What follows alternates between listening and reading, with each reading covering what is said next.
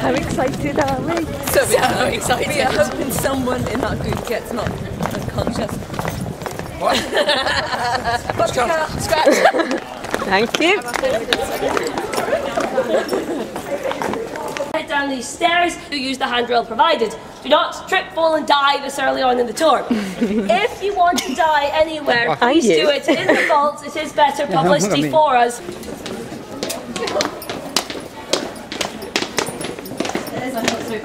All of the posters are great for short cuts in Edinburgh, there's plenty of them. Maybe we can walk like 20 miles if we know where all the shortcuts are. Yeah. We're stopping here briefly so I can talk about history. So I want to start by talking about the Stuart kings of Scotland because they were a bit weird. We'll start with Robert III. Now Robert III was having a little bit of trouble with the Scottish noblemen. They wanted more power, he didn't want them to have it. But he was very worried these nobles would harm his son, James I. So he put his boy in a boat and sent him to France to grow up in safety. That should tell you something about us Scots. Living with strangers in France is safer than living here. Still true. But then Robert went and died. This made James, his son, the new rightful king of Scotland. Unfortunately, his boat had just gone down off the coast of England. I forget, is anyone here English today? Oh, whoa. Keep your eyes on her. The rest of you might not know this, but the Scots and the English have never exactly seen eye to eye. Neither the Welsh and the English. Well, you get used to anyone. This particular time, the English decided to capture our king and ransom him back to us. That was the day the English learned a very important lesson about us Scots, which they have not forgotten yet. We are stingy. That's the reason, by the way, that in some places in England to this day, they will not accept Scottish money. They think it's fake. But they said to us Scots, listen, we've got your king. Pay us. We said, no, it's all right, you can keep him. Now, they thought we were bluffing. 17 years later, the English finally figured out they weren't going to get a single penny from us Scots. They let him go for nothing. James, he was not particularly impressed of our quite frankly brilliant plan to get him back for free. He had rotted in an English jail cell after all for 17 years. So he marched back to Edinburgh and kicked up a fuss when he got here. Now, the noblemen had been running this country as they wanted for 17 years while he was gone. They weren't pleased with his intrusion. So they did what anyone would do in that situation. Stabbed him in the back! That's how we got to James II. James II also had a little bit of trouble with the Scottish noblemen. He also had a fight with them.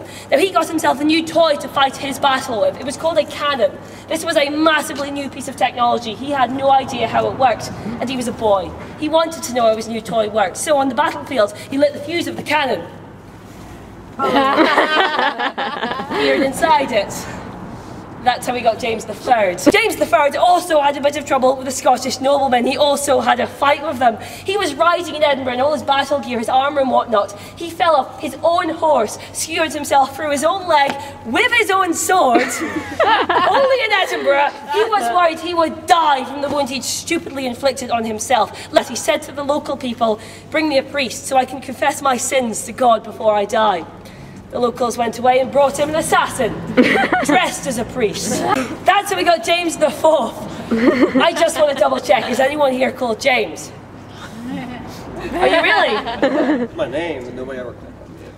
Watch out, be careful on this door, please. James is a very historically unlucky name. Everyone, please do not call your children it. You stay away from sharp objects. That being said, James IV was actually a different kettle of fish to the other ones that came before him. He pacified the noblemen. For a little while, everything in Edinburgh was great. That was sadly the day the Scots figured out a lesson about ourselves, which we have never forgotten. We are not happy in this country unless we have somebody to fight with. Still true to this day, go to Glasgow on a Friday night. But since we couldn't fight with ourselves anymore, we figured, well, we'll just go pick a fight with our old enemies. The English! Who else? Yes, well done. However, this was not just out of spite for a change. We had been fighting with them on and off for hundreds of years, but this time, we thought we couldn't lose. The English actually trusted us at that point. So they said, Scots, listen, we're going to France to fight a war with King Louis VII. We're going to leave a very small reserve army just to guard England while we're gone. It is mostly going to be farmers, to be honest with you. Do not attack us while we're gone. We will be defenceless.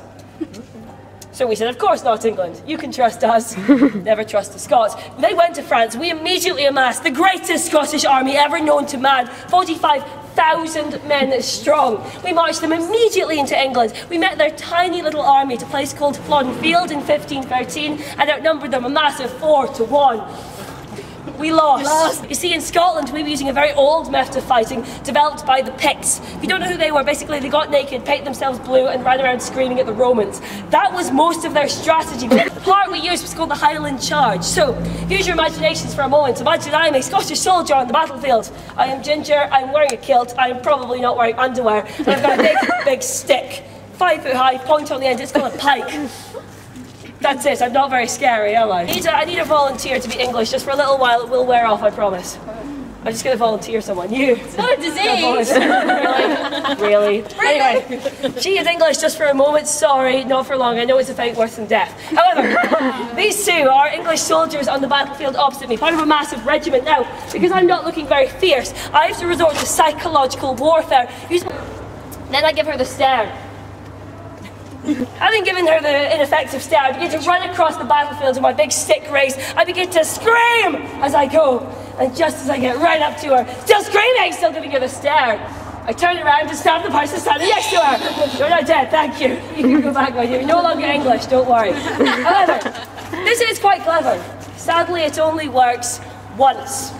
Then everyone figures out what you're doing. Next time, they don't let you do it. We never quite worked out why it wasn't winning us any battles. But there's a good reason we lost this particular one at Flodden Field. The English, this one, had brought guns and cannons. We didn't. We left ours at home and brought glorified toothpicks. I'm not sure why, but we did. And they slaughtered us, including our king. That's how we got James V. James V. He was worried the English were going to attack us. We'd broken their trust. They had every right to be angry. So he decided to build a massive defensive structure, a wall, right around the city of Edinburgh to keep us safe and keep the English out of the city. He called this wall the Flodden Wall after the battle where his father had died for good luck. If you happen to know anything about Edinburgh's history of building things, whether it is our tram system, our parliament building, or ruddy great big walls, we are not good in this city at building things on time or to budget. The Flodden Wall took 50 years to complete. It didn't even work. When the English eventually did decide to attack us, they waited a kind 53 years to let us finish our wall. We might have forgotten to lock the gate. Whoops. Best all the English marched in and found them open, but it was some cunning trap we had forgotten to set. Captured Edinburgh Castle without killing a single person. It was absolutely terrible at keeping the English out of Edinburgh, but what it was good at doing was keeping us trapped inside. You see, the Flodden Wall only encompassed an area of the city 1 mile long by 1/4 of a mile wide. This archway that you'll see just as we're going over, that's one of the 19 archways which make up the South Bridge. The rest are completely hidden. They're covered by the walls of the city. We're going inside the bridge itself. However, to get there we have to cross a section of the Cowgate. The Cowgate is Edinburgh's main drinking area. I know it's a Wednesday night, but you are in Scotland. There might be drunks on the street. If there are, do not feed them, they will bite you.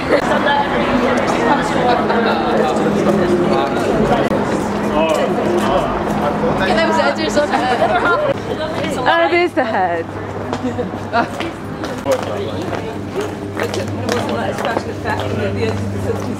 Someone told me that during the festival, milk comes out the udders at midnight. I was just going to say, does that happen? I hope it does. It doesn't look like anything would be rigged up for that to happen. Quite elaborate. And why would you just save it for the festival? 10 o'clock every night in Calamityville. Lou. Excellent. Okay guys, we're going to head into the vault in just a moment. Okay, so you're heading just a little bit. So there's a wall at the end, you can't go any further than the wall. This wall here.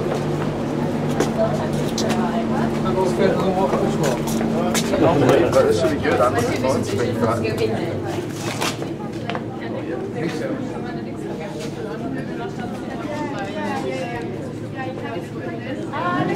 There's a lot of walls here. We're going to keep going until we hit it. No one actually ever does that. No one ever goes up there.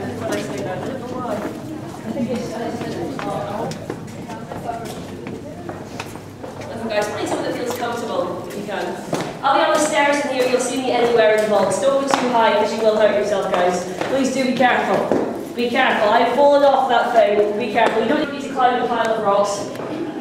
You don't need to criticize. Guys, is this everyone?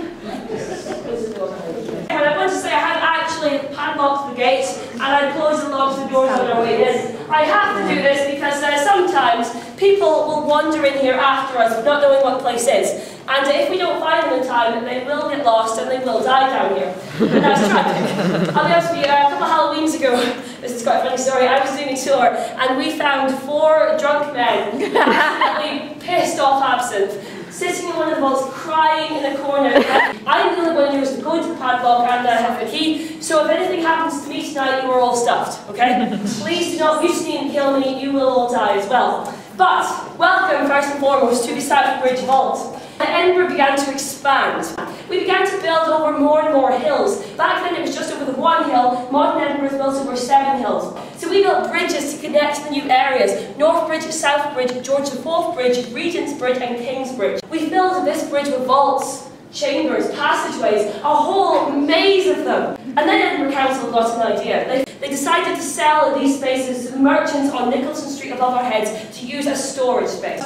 There is one quite severe problem with putting anything down here. We already mentioned it. The bridge leaks. It was built using porous stone. It wasn't properly sealed. When it rains to this day, the vaults can still flood. The companies left very quickly, within 2 years of the bridge being built, and this was empty. And that's when we began to move in the next cheapest, most disposable commodity Edinburgh had to offer at that time. That was people, unfortunately. Now, people did inhabit this space for a long, long time, about 100 years we think. A vault of this size could inhabit sometimes at maximum capacity up to 60 people.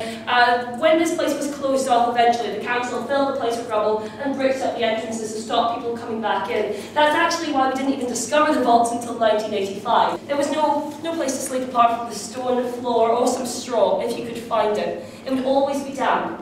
There was no running water apart from that which runs down the walls sometimes.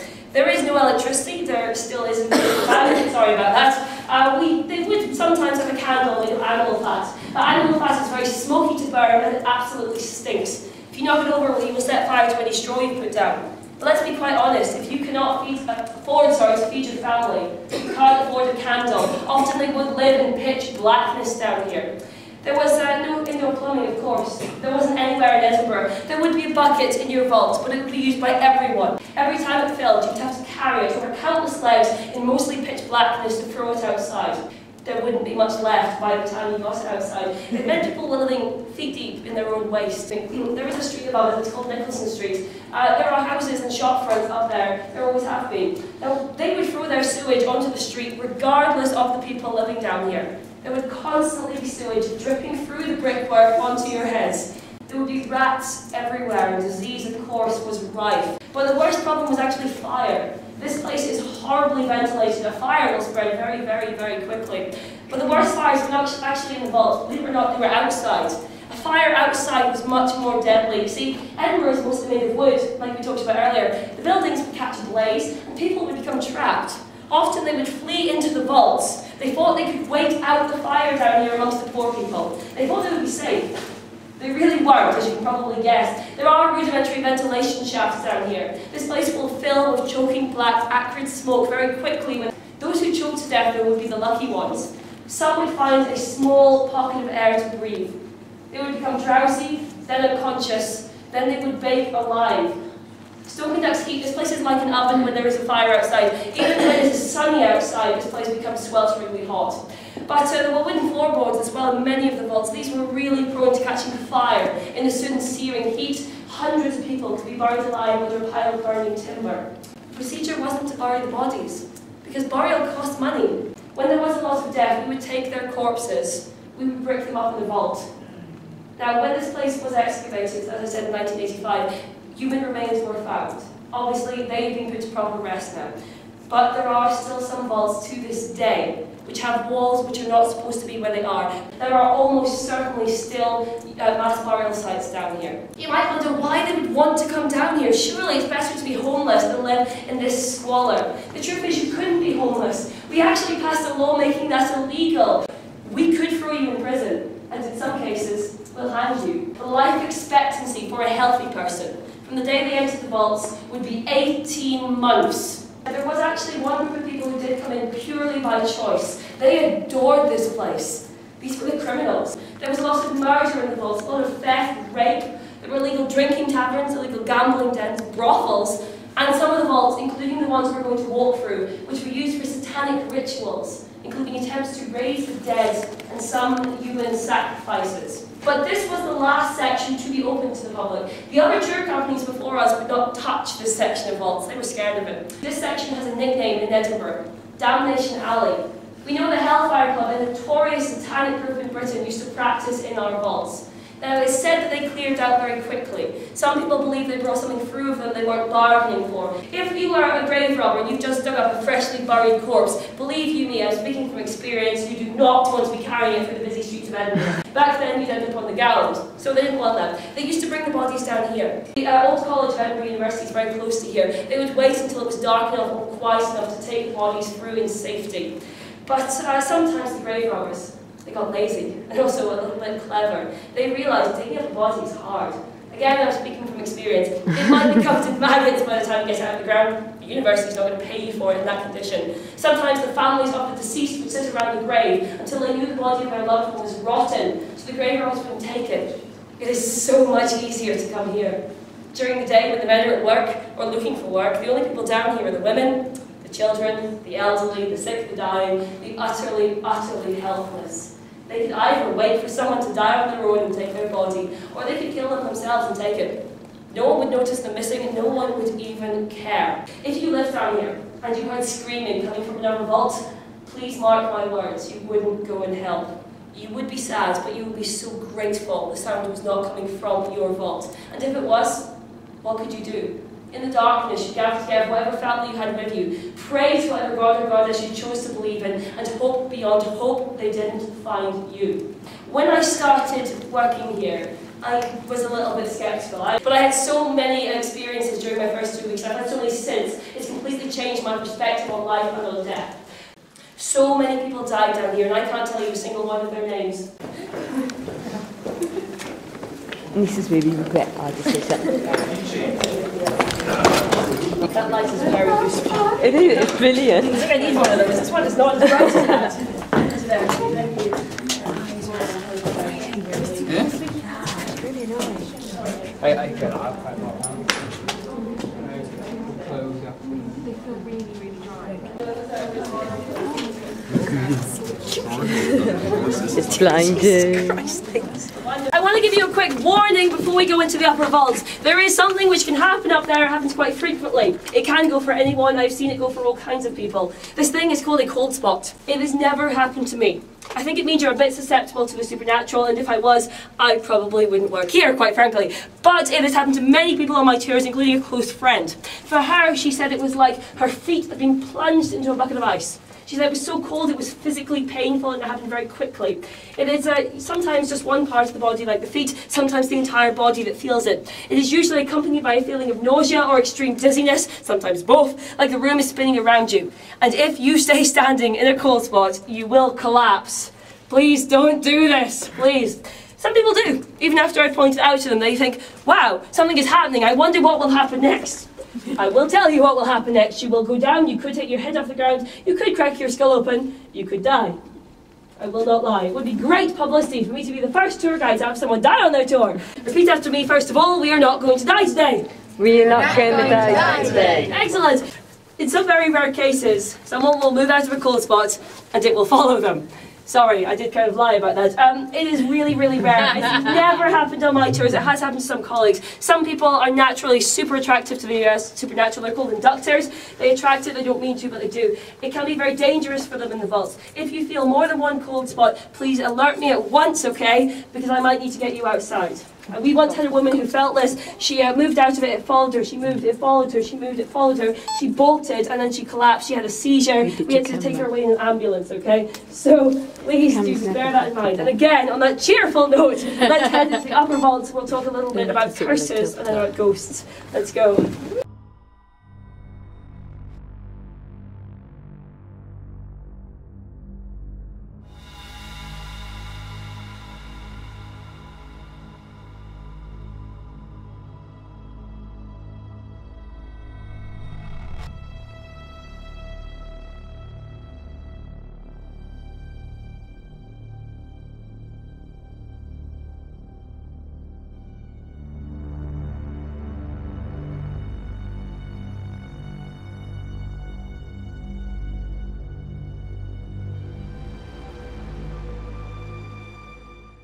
pulled the police code here.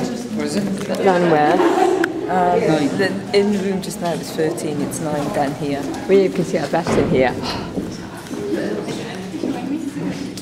Doesn't feel cold though.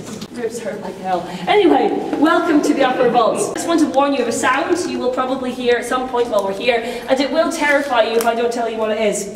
This sound is a low rumbling coming from above. It's a bus. If you do hear rumbling from above, it will not hurt you unless you stand in front of it. But if you hear sounds coming from within the vaults when we are not making them, and if it's not a drip of water, then you can be worried. Now, the first attempt at building this bridge collapsed. It killed a lot of the workmen and it killed a lot of the citizens as well. And we were very superstitious in Edinburgh. We thought this made the bridge unlucky. We said to Edinburgh Council, please stop building it. We don't want it. Obviously, because the bridge is here today, you can probably imagine Edinburgh Council said, no, stop being big guesses. The council wanted us to use their bridge, so they decided they'd have a grand opening ceremony. They asked a local dignitary, a little old woman that everyone liked. She was married to a local judge that everyone liked. All she had to do was walk from one end of the bridge to the other to open it. She agreed, but sadly, 7 days before she was due to open the bridge, can anyone guess what that lovely little old woman went and did? Died. She died, exactly. She died, and the people of Edinburgh were horrified. They said, oh my God, South Bridge is cursed. It's killed the lovely little old woman we all liked. We did fail to notice she was quite old. She was in her 80s. No one lived that long back then. It was like being 200 by today's standards. We again said to the council, we don't want it. Take it down. The council had spent all this money. They wanted us to use their bridge. They decided they would still have their grand opening ceremony. Sadly, for reasons known only to themselves, they decided that lovely little old woman would still do to open the bridge. The first vehicle to cross above our heads across the South Bridge was the old woman's horse-drawn hearse containing her coffin. The first body to cross the South Bridge was an actual body. Unfortunately, the people of Edinburgh thought the same. They stood on the streets beneath this bridge like the one we came along to get here. They looked up and watched the hearse being driven across with the old lady's corpse inside, and they said, my God, South Bridge is definitely cursed now. We're really not using it. The council kind of stabbed themselves in the foot with that one. But people wouldn't use this bridge for a long time. The common people of Edinburgh used to add half an hour to their journey just to go down into the valley and under it rather than crossing the bridge. People were terrified of this thing. Now, the curses, people are still talking about it, but it's not so much feared anymore. It's more just kind of a little bit of a worry in Edinburgh. You see, weird things have been happening on and in the South Bridge ever since its completion in 1788. There are a lot of fires on the South Bridge.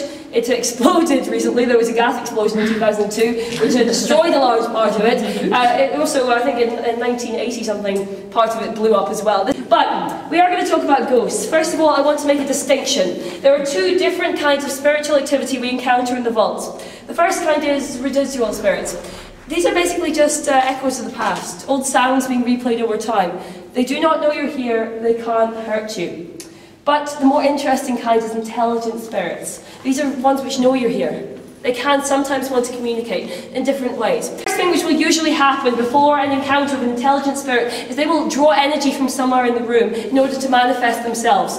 Now sometimes it's from the room itself. Often down here we feel a sudden drop in temperature. I've had people that suddenly feel so weak on tours that they vomited, they've sat down, which I wouldn't recommend, it's gross in here, and sometimes they actually have to leave. The most common thing is people's cameras, phones, electronic equipment will lose battery very suddenly. My pocket watch is prone to stopping down here, and my torches are really prone to going out.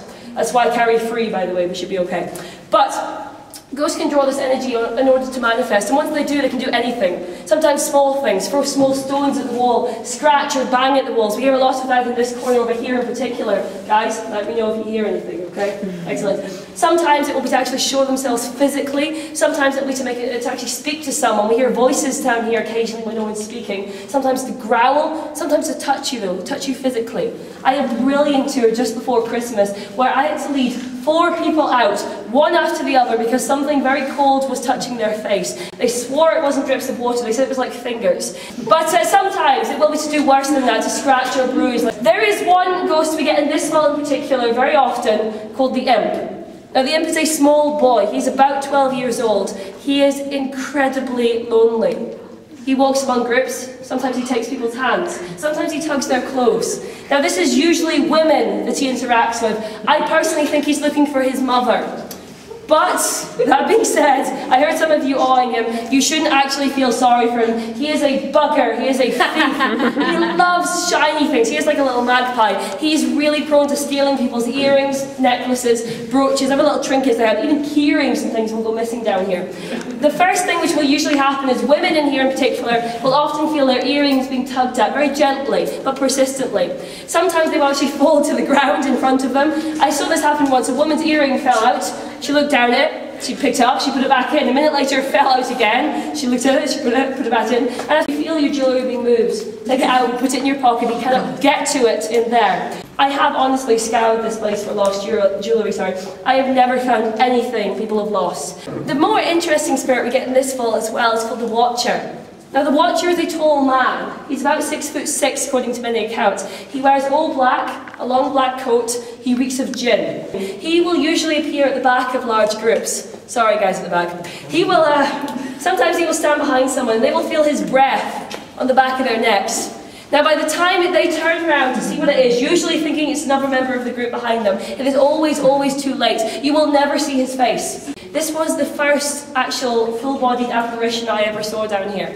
This man, we've been seeing him recently over and over and over, and I'm very excited about this. You see, to actually see a spirit is very rare. And as we were coming into this vault, I opened the door, I peered around it, and I could have sworn I saw this man, this tall man, standing in this corner over here. I shone my torch down, and I got very confused, and I jumped back into the doorway, and I looked at my group. And slowly I peered back round. There was no one there when I went looking again. Is that where you peered when you opened the door? Yeah, I always do that. I was like really paranoid. It's never happened again since, but that one time was enough to scare the living daylights out of me. Now I'll be honest with you, because some of you are probably thinking this, it might have been my imagination. But I've been doing this for a while. I come down here about 5 times a week on average. My imagination doesn't play tricks on me all that often anymore. It couldn't have been someone else down here. They would have had to pass me to get out. The other door is right opposite the first one that we came through. My record is 4 times on one tour. Everyone saw him, not just me. It was wonderful. And by the end of that tour, people were begging me to get outside. He is nice, though. We do see him a lot, but he will never harm you. I've honestly had people open doors for him, hold them open, because they think he's just another member of the group behind them. I've had people turn around and try to talk to him, thinking it's someone in the group, and sometimes people will complain that someone's following them down here. There is one thing down here I want to talk about which is very, very different. Now this thing can harm you. It can touch you. This thing is known to scratch, to bruise, to kick, to pull people's hair quite often. It happens to me all the time. This thing is malevolent. It can and has harmed people in the past, including myself on multiple occasions. This thing we call the South Bridge entity. It does not like us being down here. It's made that well known over the years. We think it's trying to get us out. This thing hangs out in the vault which we call Vault 19. Does anyone want to guess where we're currently standing? Anyone? 19. No! Ah! But yeah, we're at 18, yeah. Right. But guess what we're going to next, guys? 19. Excellent, thank you, yes. We're going to go to 19, but it was my 3rd tour for the company. And I was still very jittery. I was more afraid of the group than they were of me, to be quite frank. And we were in that vault, and I was speaking to them. There was quite a large group, about 20 people. And as I was speaking, we heard a very loud growl come from right behind my left shoulder. And I stopped dead, because I didn't know what to do. Should I say something? Because let's be honest, if I said to you right now, oh my god guys, I just heard a growl, you would probably think I was making it up if you didn't hear it yourself, wouldn't you? Be honest. Yeah. But luckily for me, every single person on the group went, oh my god, did you hear that? And we didn't know what to do. There is no handbook for this kind of thing. So I kept going, getting more and more frightened as the minutes went past. Then we heard another growl come from between me and the group, and this is the part I'm not proud of. I panicked. I dropped my torch. It smashed, leaving the place in pitch blackness, and I bolted from where I alone knew where the exit was. The group could not see the exit. All I heard a minute later was them screaming for me to come back. I did come back. I promise their corpses are not still down here. I did recently where it pushed me over in front of my entire group. I was standing next to me. I knew I was lying on the floor staring up at my group with blood and mud smeared down my face, actually. It wasn't very pleasant. Half the group thought that I'd fallen over. They thought it was funny. The other half were physically terrified because they thought they'd seen something push me from behind.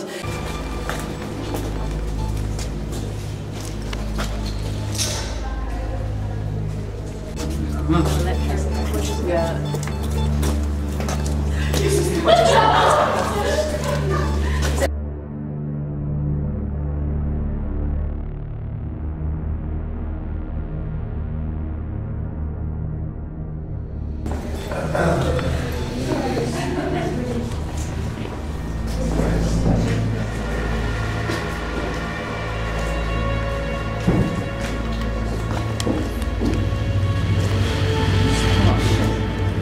it's not.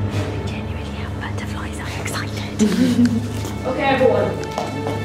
Now, I want to talk first of all about this particular vault, because this vault is very, very different to the other ones that we've been in. This vault is always, always cold. Now, I know the last vault was actually really cold today. It's not usually that cold. It was making me a bit nervous, actually. But even in the height of summer, when the rest of the vaults become quite claustrophobically hot, this one is always cold. It's actually quite startling sometimes. But there's another strange thing about this vault. That is, you might have noticed when you came in, it's a lot shorter than the last one that we were in. It should be the same length as that last vault. Now, I don't know what's behind that wall. It was put in after the rest of the vault's completed. It might be nothing, but it might equally be a mass burial site. But there is another strange thing about this vault. The lights in here rarely, rarely work. I swear to you, so it just pulled my tracks leg. I thought it was Ryan.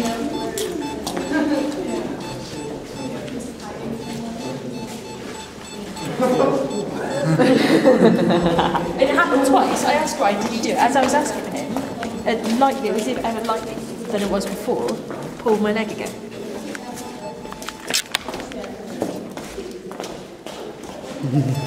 Must be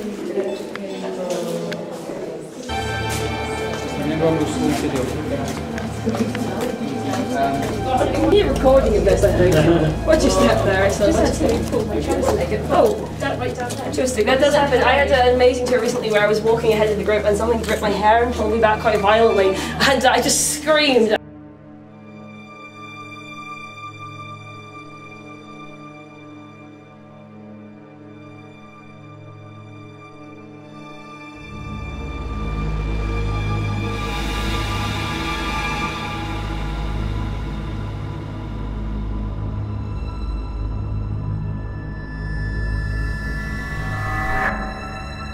Cold out here. I know, it's nice and warm in the vault. You've been a tremendous group. I have not had this much fun on a tour in a while. I've enjoyed myself tremendously, and I would feel selfish if I was the only one. Please do enjoy the rest of your stay in our beautiful city. And of course, everyone, have a really lovely life. Goodbye.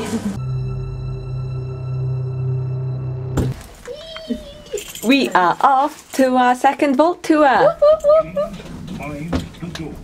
We are going to dance in a stone circle and Not fall asleep. not fall asleep, and It's past my bedtime. Ryan's not coming because he's tired. he doesn't want to do any more falls. Look at this face. This is a tired face. Tired face. I'm still going. Yeah, we're tough ass. Got no makeup on. I don't care. I've got my hat on. They breed us tough in Lanish. I'm not from Lanishan. You're close enough. You went to Lanish in school, that counts. Oh, really?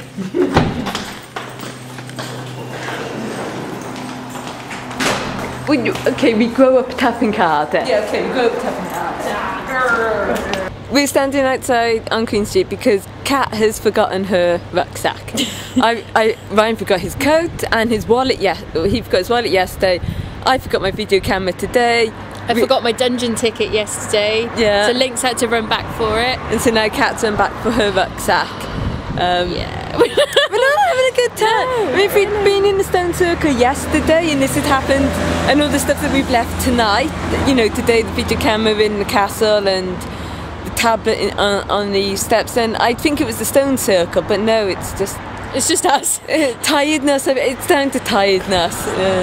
Yeah, we're tired, but we're really excited about tonight. We want to Yeah. catch some ghosties, some witches. Gonna try and wind them up, do a bit of dancing. Yeah, scare everyone in the stone circle, perhaps, you know, everyone around us, freak them out a bit, that would be cool. I'm looking forward to it. I'm looking forward to it. I was quite happy to go to bed if it wasn't for the fact that I really wanted to go and see the stone circle. Oh, I can't I wait. couldn't live with myself if you guys went and I stayed back and something happened and I missed it. No, stone circle, witches! Come on, witches! Just waiting for Kat now. We could be on for this whole stone circle thing. There is a full moon over there, and if anything is going to bring out the witches and the demons in the stone circle tonight, it's the moon!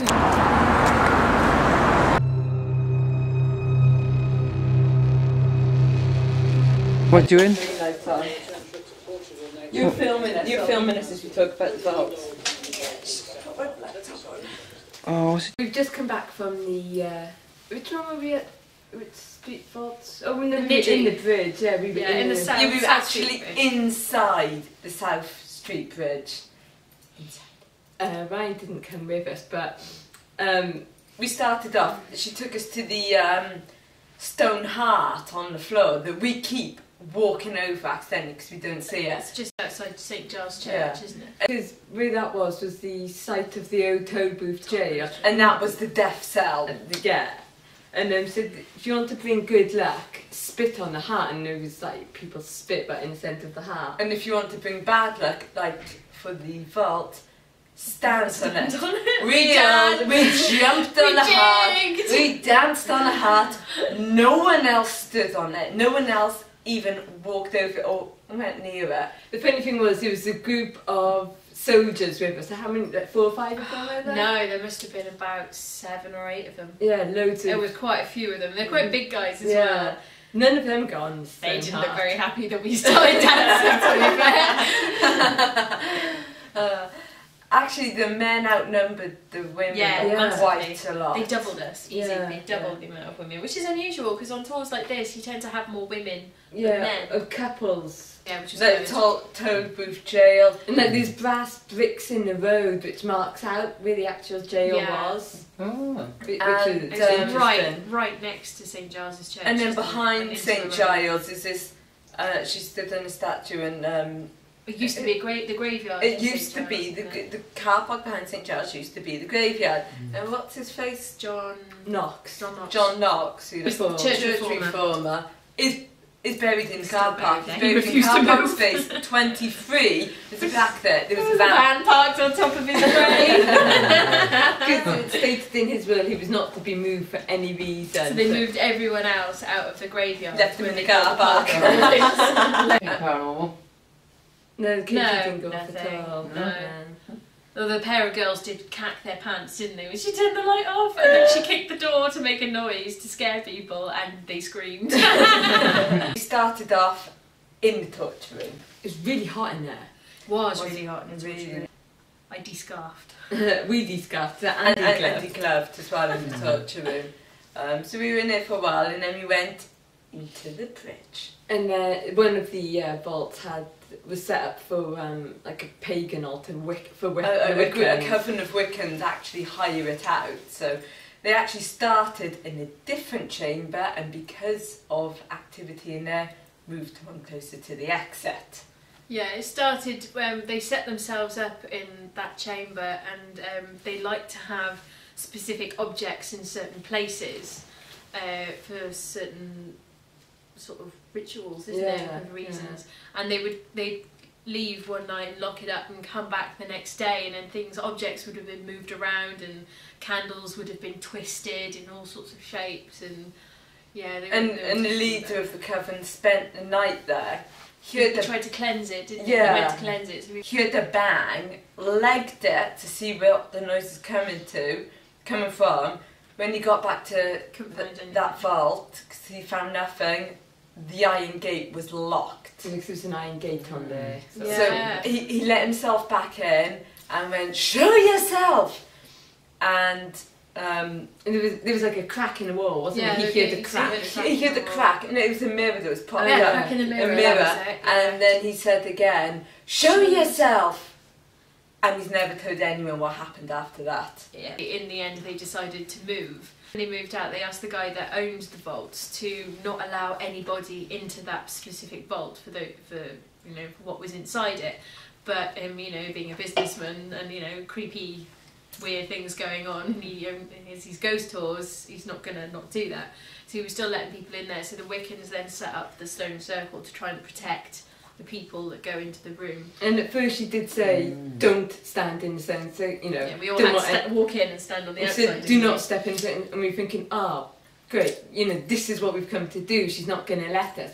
But then she said, if you want to stand in there... After she said everything about the circle, she said, if you want to stand, before she'd even finished, the three of us jumped off the steps, leapt into the stone circle, and started dancing. Everyone laughed. We started dancing. We started doing our Zumba moves, our wiggles. We even chocolate.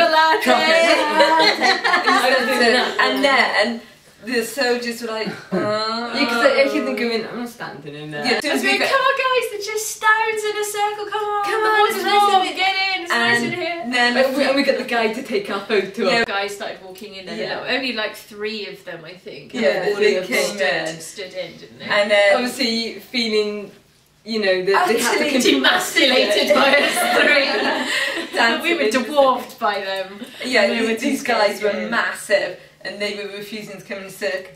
And then, so then they did join us in the circle. And they didn't dance. And they didn't stay in as long as we did. No, we were in there for quite a while. And then after everyone left the room, they were like, if anything happens to us, we're blaming you.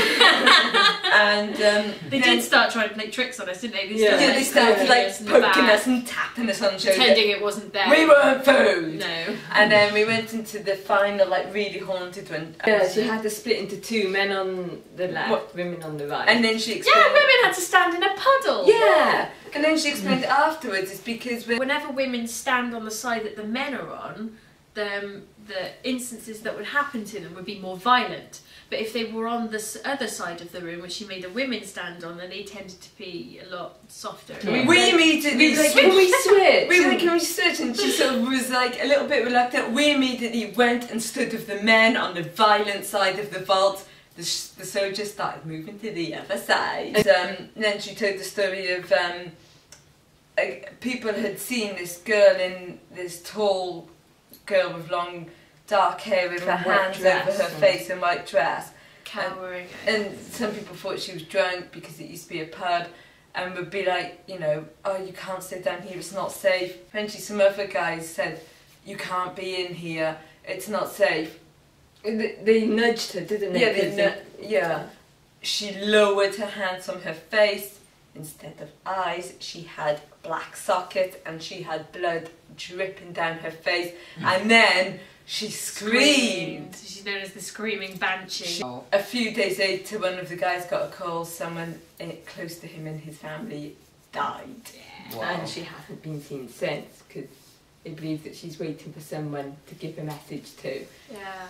We didn't see her, so hopefully and no then one knows to us. She was on about, like, you can't stay overnight in the vault on an overnight ghost tour. Like, can we? And one of the guys went, I'm not staying in here with these 3. He was the big guy, wasn't he? Yeah. The guy. Is it better than the other one? Yeah. In some ways, yeah. It was a really vaults good night. I found more interesting. They were interesting, yeah. They had a couple of the same ghosts. The Watcher. The Watcher. And the little boy. The Watcher, no, not Mr. Boots, the Watcher and the little boy. We didn't see anything. We've taken loads of photos though, so it'd be interesting to have a look and see if anything comes up with those. The one thing I like about the tour last night was the fact that we were walking around in pitch black with just a little candle in the room. This one had had security lights. You know, like in Hellfire? Yeah, just above the doors. I mean, they were orange, they weren't like bright, but still. No, but it kind of ruined the atmosphere a bit, didn't it? And it was quite warm, whereas when we were in the vaults yesterday, like you could see your breath instantly. Weirdly though, it was very cold. In the vault yesterday, you could see your breath. I think it was like 9 degrees. It was warmer. It was 11 degrees. It was bizarre in these how vaults. you could see your breath, considering it wasn't that cold. Yeah. And it was like it was 9 degrees. Normally 9 degrees you wouldn't see your breath. No. The vaults that we were in just now were 11 degrees. So they felt really warm. Yeah. Touch my leg tonight either. No little tugs or anything. I kept getting cold drafts on my leg, but I think that was just cold drafts on my leg. Yeah, because I kept getting that. Sounds good. But I think the scariest thing down in the vaults tonight was us. Because we terrified everybody. We really did. Heading to the bus at the end of the Edinburgh holiday. We have reached the bus. Our time here has come to an end. Yeah.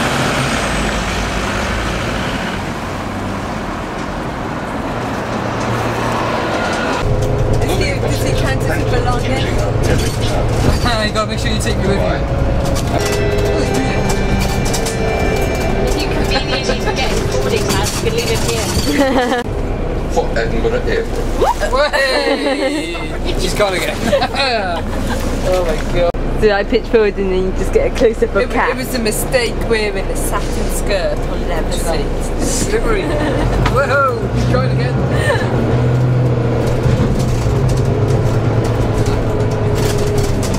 Again, we're not going to arrivals. Departures. You're departing Edinburgh. Bye, Edinburgh. Bye. I need a wee. I can be.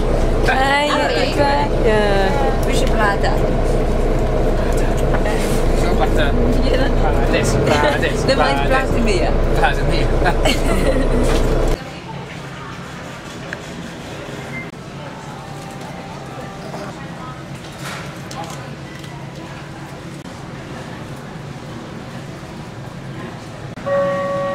Attention please for a gate change.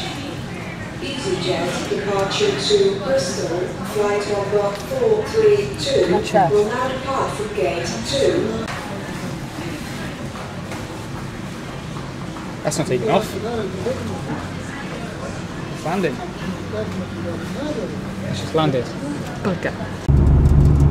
Creeper! Creepers attend!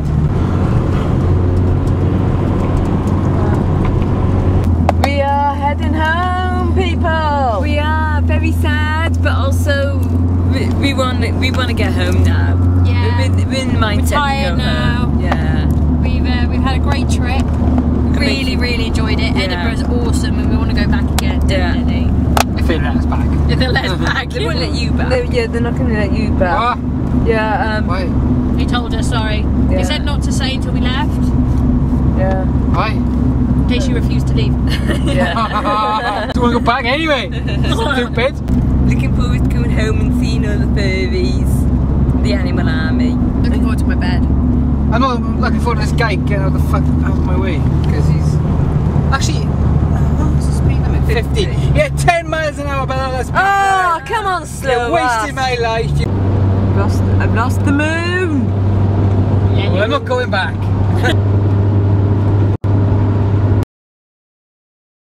I just seen a glimpse of her face. He's definitely in that room. Is he in the middle of us or? Yeah, definitely. Yeah. Really? Should we pen him in? Oh my god. Do you know what? I just felt like there was someone staring at me, standing right next to me.